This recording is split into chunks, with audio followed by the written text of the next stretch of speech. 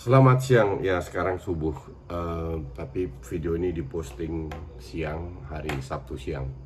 Oke, jadi sekarang 1-2 hari ini terakhir gue lagi baca banyak berita. Akhirnya gue ambil keputusan untuk membuat video ini. Nah, video sebelum gue mulai, gue jelaskan dulu. Kalau gue pribadi, ya, dengan senang hati berharap bahwa Liga Inggris berjalan terus. Kenapa? Karena gue kehilangan banyak duit, puluhan ratus juta gue kehilangan dengan tidak siaran Liga Inggris dari berbagai income yang gue punya. Oke? Tapi gue tidak pikirin diri gue sendiri, karena dari awal gue sudah bilang gue tidak setuju liga-liga ini dimulai. Oke? Kita tahu bahwa Belanda, Belgia, Scotland, Prancis diberhentikan, dan hari ini atau kemarin Liga Meksiko juga diberhentikan. Tapi ada beberapa liga yang ngeyel. Kalau kita lihat Korea diterusin, gue paham, karena dari 10.000 sekarang turun ke 1.000, sekarang sisa 10%. Kurva itu benar-benar menurun. Jerman menurun tapi masih 50-50. Oke? Jadi Jerman pun masih berbahaya, semua masih bisa terjadi. Nah sekarang kalau kalian bilang La Liga dan Liga Inggris mulai, belum tentu. Kemarin gue baca lagi kabar bahwa jalannya La Liga itu tergantung Menteri Olahraga. Dan Menteri Olahraga akan konsultasi dengan Menteri Kesehatan untuk menentukan kapan mereka boleh jalan. Jadi bukan Tebas yang ambisius banget, yakin banget ini akan jalan. Tapi berita itu masih belum tahu kapan, jadi mereka tetap pelatihan aja terus, ya. Dan beruntung di La Liga tidak terlalu banyak berita yang kita dengar yang negatif tentang pemain tidak mau berlanjut lah, atau sakit lah dan lain seperti di Liga Inggris. Nah sekarang pertanyaan, apakah proyek restart ini Liga Inggris akan berjalan terus? Oke, ngopi dulu. Jadi dari beberapa hari terakhir banyak sekali berita, untuk gue menjadi tanda tanya besar. Apakah ini akan tetap dilanjutkan atau enggak? Kita tahu bahwa mereka sudah latihan.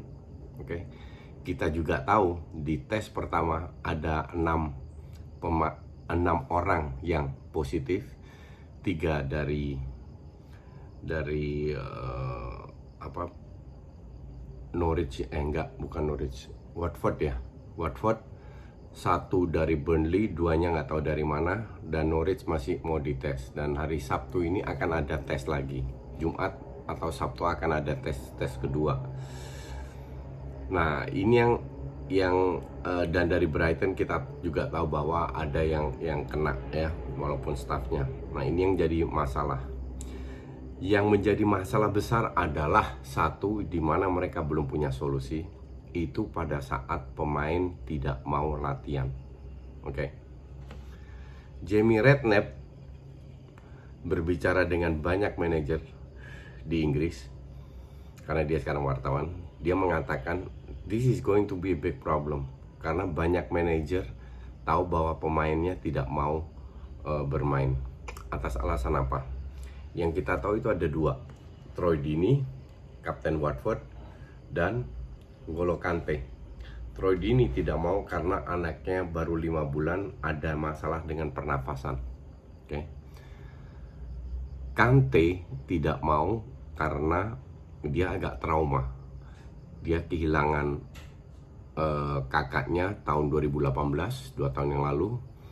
Dia kehilangan bapaknya pada saat dia umur 11. Jadi dia agak trauma dengan masalah ini. Oke. Nah Jamie Redknapp bilang, kalau ini yang terjadi, sisa pertandingan 8-9 pertandingan itu akan terjadi sebuah kompetisi yang tidak fair. Karena contoh di Watford aja, kaptennya Troy Deeney adalah pemain penting. Kalau Troy Deeney nggak main, sangat berpengaruh. Kante nggak kalah pentingnya di Chelsea. Dan tidak ada pelatih yang bisa melarang. Kalau kita melihat dari sisi hukum, Oke. Pemerintah Inggris ya mengatakan semua kerja di rumah. Kalau tidak bisa kerja di rumah, mereka bukan disuruh, bukan dipaksa, tapi dimotivasi atau didorong agar ke tempat kerjaan. Oke. Nah, ada juga di dalam undang-undang tenaga kerja di Inggris bahwa semua bos, semua pemilik perusahaan, owner harus wajib memberikan tempat kerja yang aman dan nyaman. Nah, berdasarkan klausul ini, klub tidak bisa melarang pemain untuk tidak latihan. Sekarang orang bilang, gue baca netizennya Inggris, mereka mengatakan, ya mereka kan artis dan lain-lain, harusnya mereka begitu gede digaji, harusnya mereka mau. Enggak, apalagi sekarang para pemain didukung oleh apinya mereka, oleh asosiasi pemainnya mereka mendukung. Kalau tidak mau, nggak ada yang bisa memaksa pemain latihan. Nah sekarang kalau lu jadi pemain, lu punya 2-3 anak, kan umurnya wajar ya, seumur 20-30 punya 2-3 anak kecil-kecil. Lu masih mau nggak ambil risiko? Karena kita tahu bermain di tempat netral sudah pasti mereka nggak setuju. Jadi mereka tetap bermain home away dengan banyak traveling, dengan pulang ke rumah, dimana mereka punya keluarga. Lu mau nggak ambil risiko seperti itu hanya untuk 8-9 match? Oke. Coba kita tempatkan ke posisi mereka.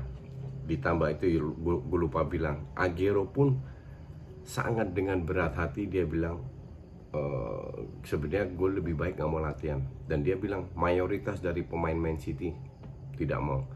Ternyata menurut Jamie Redknapp, mayoritas dari pemain. Di sisi lain, apakah mereka bisa dipecat?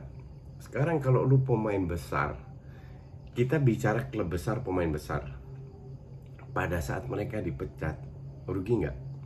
Pasti rugi. Kalau mereka ribut, rugi nggak? Pasti rugi. Kalau mereka bermain tanpa motivasi, siapa yang rugi? Klubnya juga. Oke. Apalagi klub yang ngincer ke Champions League.